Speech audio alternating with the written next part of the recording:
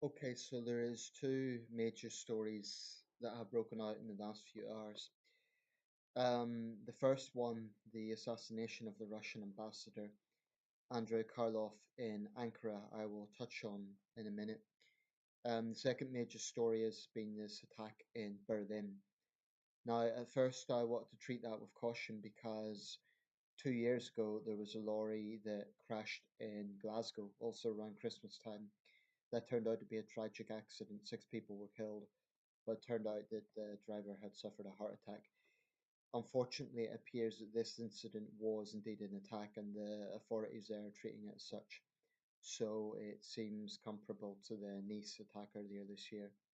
9 people have died so far, and it's obviously posing a lot of questions. I mean, if it was indeed a terrorist attack, how do you stop a Christmas market being attacked? That's the difficulty.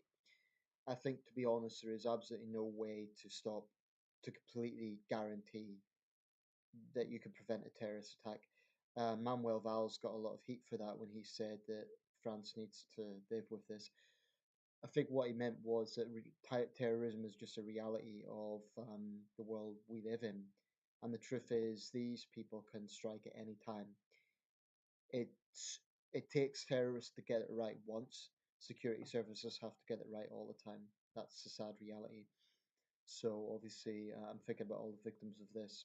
I'm also thinking of the people of Aleppo and Mosul and the humanitarian crisis in those cities. Back to this incident in Ankara. Obviously, information has trickled through. What I think I think the footage we've seen is going to be shown over and over again. It's very shocking footage. To see a man about to talk and then seconds later he's dead. It's very glaring real time footage. And to think that his killer was standing feet behind him and all of this was recorded, it's quite shocking. Um, what we know so far is that he was 22. He was Turkish national from the west of Turkey. Um, and he was a member of the police service. Now, whether he was an Islamist who infiltrated it, whether he was affiliated with any group like ISIS, or whether he was sort of a lone wolf crusader, so to speak, in the sense of probably a bad choice of words on my part, but a lone wolf extremist or vigilante, angry by what he sees as Russian policy in Syria. I'm not going to beat around the bush. I am very critical of Russian policy in Syria. The simple fact of the matter is Russia has supported a murderous dictatorship that has killed thousands of people. It's a fact. Russian bombs have killed Syrian civilians, and there's no escaping that fact.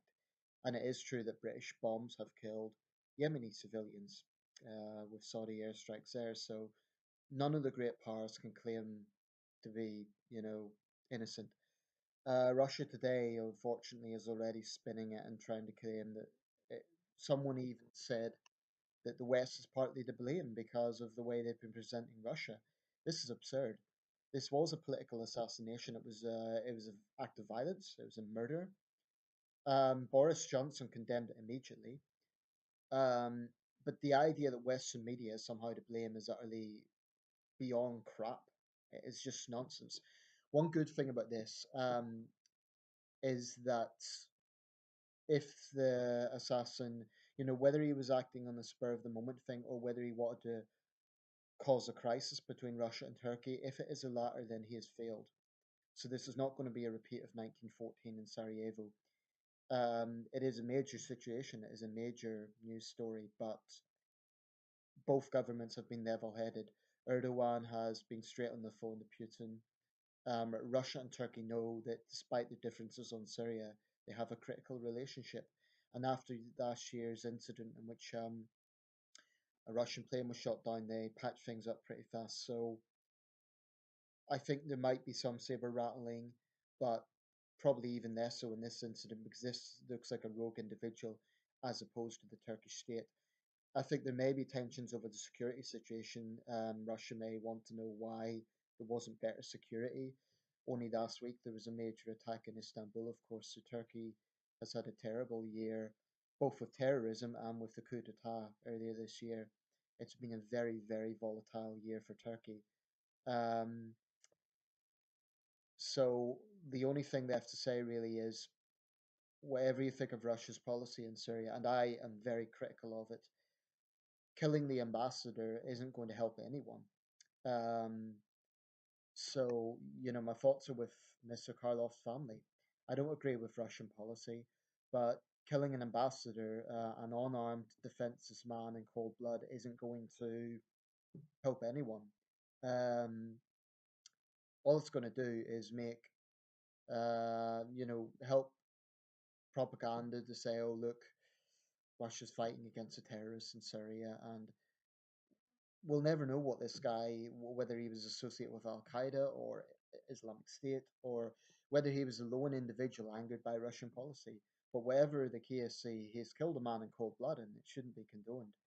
Um, you know, Diplomats do a very, very difficult job, and their job is to represent the country. They can be criticized, they can be scrutinized, but Boris Johnson was right. This was an awful incident because an ambassador is a personification of a country. Um, it's good that Russia has called it a terrorist attack and not an act of war. That's very, very important. Language is important in these situations. Um, so the most important thing now with Syria is that civilians are given safe passage out of Aleppo, and it looks like the UN Security Council has passed a unanimous resolution on that. So no one can argue against that. And what Russia should be doing is putting pressure on Assad to allow that to happen. And the backers of the rebel groups need to be putting pressure on the rebel groups to allow it to happen. So the UK, Saudi Arabia, and so on. And I'll leave it there.